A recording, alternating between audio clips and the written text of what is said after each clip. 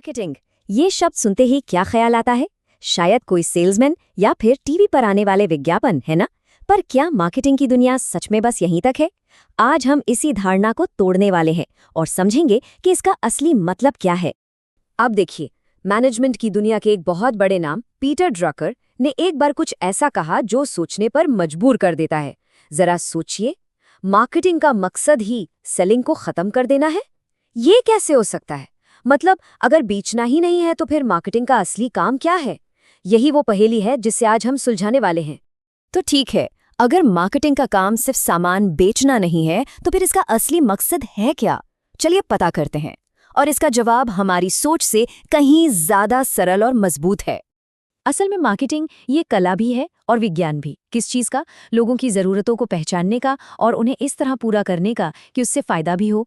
मिसाल के तौर पर ईबे के बारे में सोचिए। उसने क्या किया? उसने बस उन लोगों को एक साथ ला दिया जिनके पास सामान था और जिन्हें वो सामान चाहिए था, एक जरूरत पूरी की। या फिर आइकिया को ही ले लीजिए। उन्होंने पहचाना कि लोगों को स्टाइलिश फर्नीचर चाहिए लेकिन कम दाम में, और बस उसी जरूरत को पूरा कर दिया। और हाँ, इसकी एक औपचारिक परिभाषा भी है जो अमेरिकन मार्केटिंग एसोसिएशन ने दी है। अब ये सुनने में थोड़ी जटिल लग सकती है, लेकिन इसका निचोड़, इसका सार वही है: समाज के लिए वैल्यू बनाना और उसका लेन देन करना। और यहीं पर पीटर ड्रकर की वो बात बिल्कुल सही बैठती है। जब कोई प्रोडक्ट, जैसे कि निंटेंडो वी गेमिंग कंसोल था या टोयोटा प्रियस गाड़ी, जब ये किसी ज़रूरत को इतनी अच्छी तरह से पूरा करते हैं तो इन्हें बेचने के लिए कोई जोर ज़बरदस्ती नहीं करनी पड़ती। क्यों? क्योंकि मार्केटिंग का असली काम, यानी ग्राहक को समझना, वो तो पहले ही हो चुका है और प्रोडक्ट समझिए कि खुद ब खुद बिक जाता है। लेकिन जब हम मार्केटिंग की बात करते हैं ना, तो हम सिर्फ चीज़ों के बारे में नहीं सोच रहे होते। इसका दायरा हमारी कल्पना से कहीं ज़्यादा बड़ा है। सच तो ये है कि लगभग हर चीज़ की मार्केटिंग की जा सकती है। तो सवाल ये उठता है कि आखिर किन किन चीज़ों की मार्केटिंग होती है। चलिए देखते हैं, क्योंकि ये लिस्ट काफ़ी लंबी और सच कहूं तो काफ़ी दिलचस्प है। शुरुआत करते हैं सबसे सीधी चीज़ से, वस्तुएं यानी गुड्स। मतलब वो चीज़ें जिन्हें हम छू सकते हैं। कारें, फ्रिज, हमारे स्मार्टफोन, ये सब इसी में आता है। ये तो हम सब जानते हैं। इसके बाद आती हैं सेवाएं यानी सर्विसेज। जरा सोचिए, एयरलाइन से लेकर बैंक, डॉक्टर, वकील, यहाँ तक कि सॉफ्टवेयर प्रोग्रामर, ये सभी अपनी सेवाओं की मार्केटिंग करते हैं। और आज की अर्थव्यवस्था तो काफ़ी हद तक इसी पर टिकी है। और बात सिर्फ प्रोडक्ट्स और सर्विसेज तक ही नहीं रुकती, जगहों की भी मार्केटिंग होती है। जैसे लास वेगस को ही ले लीजिए। ये शहर असल में क्या बेच रहा है?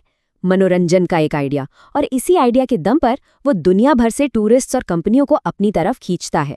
जी हाँ, इंसानों की भी मार्केटिंग होती है।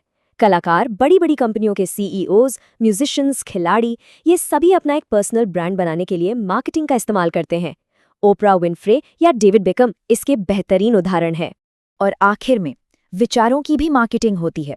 सामाजिक संदेश, जैसे शराब पीकर गाड़ी न चलाएं या फिर स्वच्छता अपनाएं। ये सब क्या है? ये जनता की भलाई के लिए विचारों को बढ़ावा देने वाली मार्केटिंग ही तो है। तो ठीक है, हमने थ्योरी तो देख ली। अब देखते हैं कि आज की इस कनेक्टेड दुनिया में मार्केटिंग असल में काम कैसे करती है। कुछ कामयाब और कुछ नाकामयाब, एकदम असली दुनिया के उदाहरणों के साथ। आधुनिक मार्केटिंग की कामयाबी का एक सबसे शानदार उदाहरण है 2008 का ओबामा राष्ट्रपति अभियान। उन्होंने पुराने और नए, यानी पारंपरिक और डिजिटल, दोनों तरीकों को इतने बेहतरीन ढंग से मिलाया कि उसने राजनीति करने का तरीका ही बदल कर रख दिया। उनके ऑनलाइन प्रयासों का पैमाना तो आप देखिए, बस अविश्वसनीय था। उन्होंने ऑनलाइन तरीकों से $500 मिलियन से भी ज्यादा जुटाए। 500 मिलियन! और सबसे हैरान करने वाली बात पता है क्या थी? ये पैसा बड़े बड़े दानदाताओं से नहीं आया था, बल्कि 30 लाख से ज्यादा आम लोगों के छोटे छोटे दानों से आया था। इससे लोगों को लगा कि वो खुद इस अभियान का एक हिस्सा हैं। और इस सब के दिल में था उनका सेंट्रल नर्वस सिस्टम। सोचिए, 13.5 मिलियन लोगों की एक जबरदस्त ईमेल लिस्ट। इस लिस्ट ने उन्हें सीधे अपने सपोर्टर से बात करने, उन्हें एक साथ लाने और फंड इकट्ठा करने की ताकत दी। ये डिजिटल मार्केटिंग का एक मास्टर क्लास था, सच में। लेकिन इस कनेक्टेड दुनिया का एक दूसरा पहलू भी है। जहां कामयाबी की कहानी तेजी से फैलती है, वहीं एक छोटी सी गलती की गूंज भी उतनी ही तेजी से, बल्कि शायद उससे भी तेजी से पूरी दुनिया में फैल सकती है। डोमिनोज पिज़्ज़ा के साथ जो हुआ, वो इसका एक बड़ा उदाहरण है। उनके 2 कर्मचारियों ने एक बहुत ही गैर जिम्मेदाराना वीडियो बनाया और वो वायरल हो गया। नतीजा, कुछ ही दिनों में ब्रांड की सालों की बनाई हुई इज्जत को भारी नुकसान पहुंचा।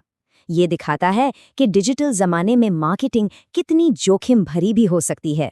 तो इन कामयाबियों और नाकामियों से हम क्या सीख सकते हैं? चलिए कुछ उन बुनियादी कॉन्सेप्ट्स पर नजर डालते हैं जो हर कामयाब मार्केटर की टूलकिट का हिस्सा होती हैं। सबसे पहले इन 3 शब्दों को समझना बहुत जरूरी है: जरूरत, चाहत और मांग।